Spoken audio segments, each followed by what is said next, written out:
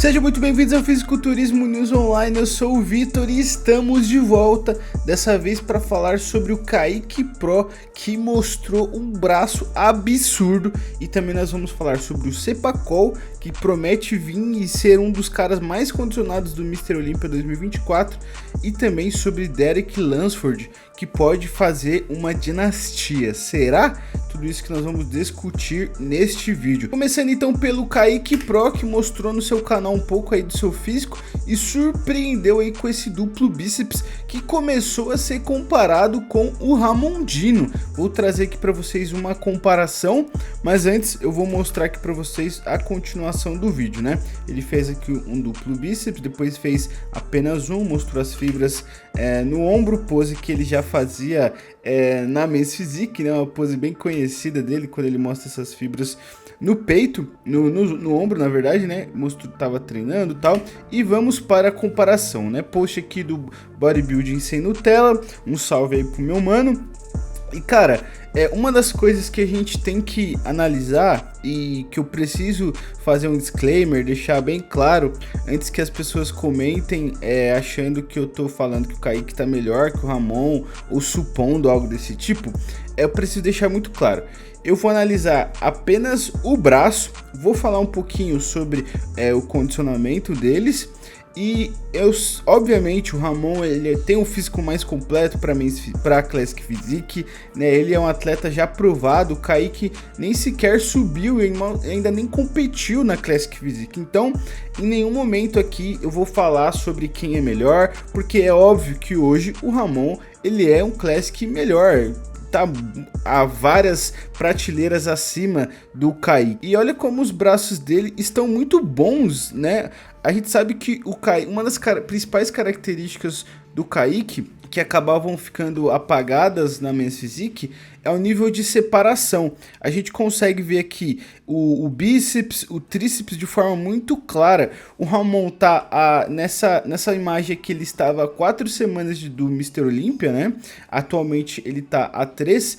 E você vê que pelas fotos, tá, gente? Pelas fotos, aqui a luz do Ramon não tá tão boa, né? Uma foto que deu uma apagada nele, mas olha como que a divisão do braço do Kaique tá bem nítida, tá bem separado. Isso aqui é uma característica do Kaique que vai ser muito interessante ver na Classic Physique. Interessante, né? Ver como que ele tem um braço tão bom, né? Sendo que ele até falou que ele não treinava braço com ênfase, né? Realmente o que ele tinha de treino de braço era muito do treino de costas, de outros exercícios. Ele dava poucos estímulos para o braço. E uma das coisas que eu acho interessante é também o formato, né, dos braços, do bíceps do Kaique. Você vê que tem uma diferença muito clara entre o Ramon e o Kaique, é que o bíceps do Kaique parece que se projeta mais para cima. Ele consegue ter um pico de bíceps maior que o do Ramon. Eu posso ter falado as maiores bobeiras do mundo, né? Mas a intenção aqui não é falar tecnicamente, né? Mas até onde eu sei, o bíceps, todo músculo tem uma origem e tem uma inserção. E dependendo de onde a inserção está, o seu bíceps pode ter formatos completamente diferentes. O Ramon, por exemplo, a inserção do bíceps dele é bem próximo do cotovelo. Então ele tem um bíceps mais alongado. É que o Kaique consegue ter o bíceps um pouco mais bicudo, sabe? Um pouco mais projetado para cima. E isso é bem interessante do Kaique. Mas eu gostaria da opinião de vocês. O que tem achado dessa nova fase do Kaique na Classic Physique? Você acha o que achou aí dessa comparação entre os braços do Ramon e do Kaique? Como eu falei, imagens completamente diferentes, ângulos, luzes completamente diferentes, mas fica aí o espaço para a resenha, né? Falando em condicionamento, vamos para o Wesley Vissers, que mostrou nos seus stories algumas fotos, e o que mais chama a atenção é o nível de condicionamento que esse desgraçado está. Faltam 3 semanas para o Mr. Olympia e pelo menos na Classic ele é o cara que tenha mostrado mais que tá muito condicionado.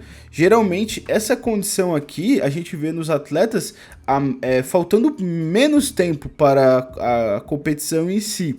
Então, o que dá a entender é que ou ele está adiantado, e isso pode vir a ser um problema, e aqui eu meio que consigo descartar essa hipótese, porque ele está sob o comando de um bom preparador, né, que é o Stefano, mesmo coach do Urs, do Tenente Breno, do Diogo Montenegro, enfim, diversos caras, e ele não costuma errar, ou pelo menos, né, ele não faz esse tipo de erro grotesco. Então, eu consigo imaginar que essa condição do Wesley Vissers é proposital e faz parte do plano. Ou seja, eles estão planejando que o Wesley Vissers chegue muito condicionado. A grande assim, questão nessa situação é aquilo, né? Você mirar no Andreas Manzer e acabar chegando muito depletado, né? Esse é um grande perigo de quando a gente está antecipando as etapas, quando a gente fica pronto antes da hora, né? A frase é essa. Por quê? O físico, ele tem que atingir o seu pico no palco, né? Que é quando tá o mais seco, tá o mais cheio, tá o mais desidratado. E aí quando você faz esse conjunto, é difícil você acertar o pico várias vezes, né? Então, a ideia é que você vá secando para chegar no ápice ali quando você precisa, e então você vai fazer as manobras de finalização, e aí você vai ter o seu físico no seu prime, né, no seu máximo possível. E aí quando você fica pronto antes da hora, corre o risco de você chegar muito depletado, por realmente secar demais, por depois não conseguir encher o músculo, né? Então fica aquele músculo vazio, né? Mas eu acho que eles devem saber muito bem o que estão fazendo. Eles provavelmente devem chegar ali nos últimos dias e eles não devem ficar ali tentando tirar o máximo. Então, provavelmente a gente, na minha opinião, tá, gente? A gente vai ver o Wesley Vissers secando, nos últimos dias ali fazendo uma dieta mais tranquila, né? Na minha opinião, para manter a musculatura viva, o músculo vivo, né? Mas eu gostaria muito da opinião de vocês, né? Do que vocês acham, né? Se ele vai ficar muito pronto antes da hora, se isso pode se tornar um erro, ou se ele vai conseguir ser o mais seco da competição, porque pelo que eu tô vendo aqui nessas imagens, esse é o nível de condicionamento que pode realmente, se ele acertar, chegar ainda cheio, chegar ainda com aspecto bem, cara, pode ser ali perigoso. Eu acho que ele nem sequer vence o Ramon, né? Enfim, aqui eu não vou ficar entrando novamente no porquê, né? Mas é a minha opinião. Mas vai ser muito impressionante ver um cara tão seco assim. E com certeza, por mais que ele não vença ou não consiga chegar na colocação que ele espera, ele de fato é notável o trabalho duro e ele vai ser muito respeitado por isso, né? Para finalizar, vamos falar sobre Derek Lunsford.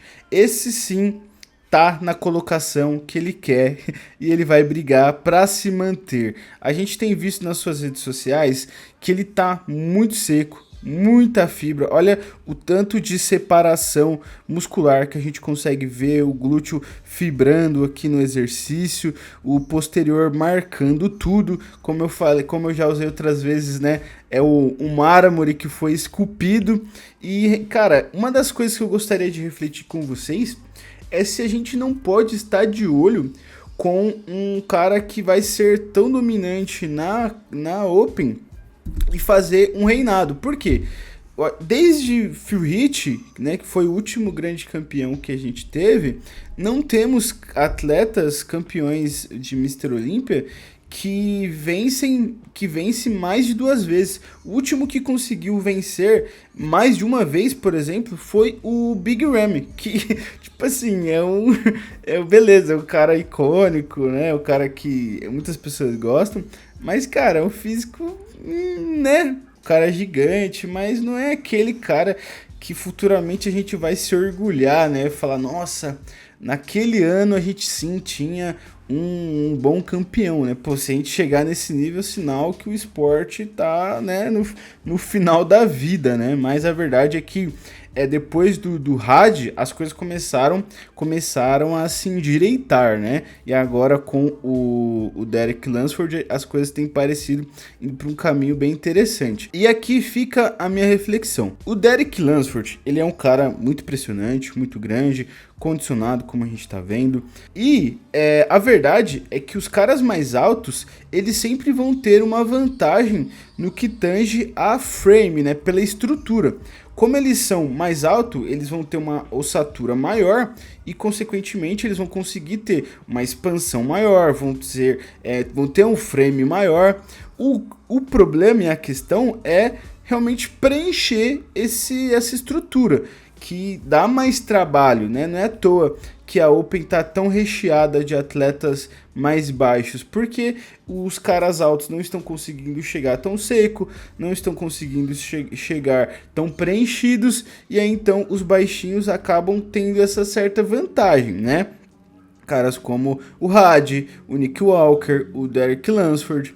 E aí então um cara como o Dauda, que teria plenas capacidades de vencer e teria as ferramentas suficientes para vencer um Derek Lunsford, por que então que ele não consegue?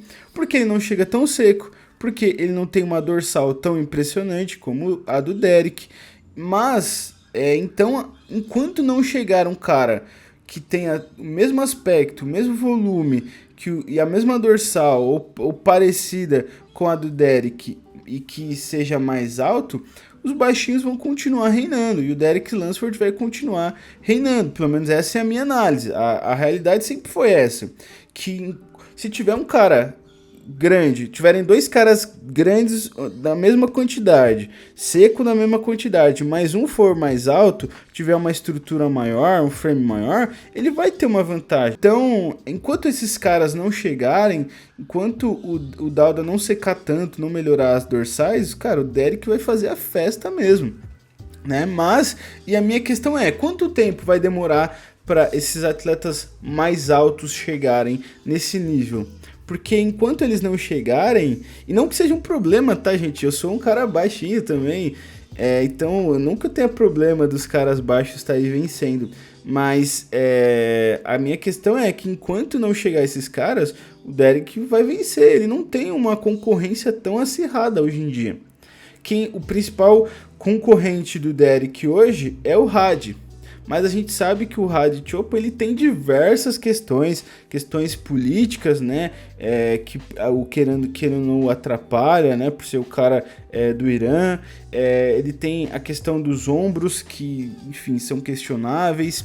E enquanto o Derek é um cara que tem um físico perfeitinho, não tem nada tão questionável, é o Golden Boy norte-americano, né? Então ele vai ficar aí vencendo enquanto outros caras mais impressionantes não chegarem. E aí fica a minha pergunta: quantos anos o Derek pode seguir vencendo na Open? O muro tá baixo. Quem quiser se testar contra o Derek, a concorrência não é tão absurda assim, né, gente? Se a gente for comparar com caras dos anos 90, que na minha opinião foi o auge do esporte em si, o Derek, ele não estaria na lista ali dos 10 maiores da história, por exemplo, sabe? Então, ou seja, o muro tá baixo. Quem quiser vir, é possível, sabe? É possível. Mas tá aí, né? O cara é impressionante. Eu sou muito fã dele e gostaria da opinião. Vocês acham que o Derek Lunsford vai fazer um reinado na Open, né? Comentem aqui. Então é isso, pessoal. Espero que vocês tenham gostado desse vídeo. Deixe um like, comente, se inscreva caso você não for inscrito, porque isso me ajuda muito. E confira aqui embaixo o link dos meus patrocinadores. Use o cupom FNO em todos eles que você garante um cupomzinho especial. Então é isso. Valeu, até a próxima.